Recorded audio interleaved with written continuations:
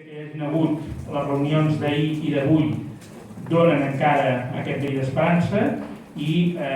seran en tot cas els grups polítics qui hauran finalment de reemprendre aquesta recta final de les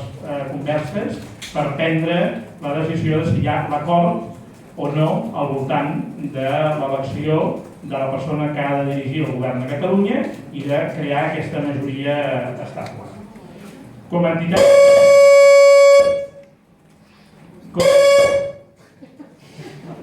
entitats, nosaltres acabem aquesta tasca de mediació. No podem dir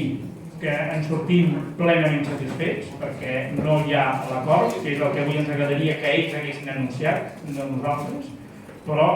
també us diem, i us ho diem molt clarament, creiem que mai us hem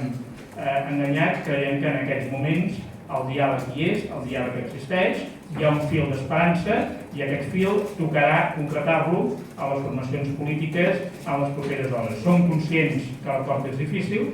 però des de les entitats els exigim de manera inequívoca que tant la CUP com Junts pel Sí, amb els seus partits que l'integren, Esquerra Republicana i Convergència, facin aquest últim esforç per respecte als centenars de milers de persones que han protagonitzat la revolta més important democràtica que ha viscut aquest país i Europa.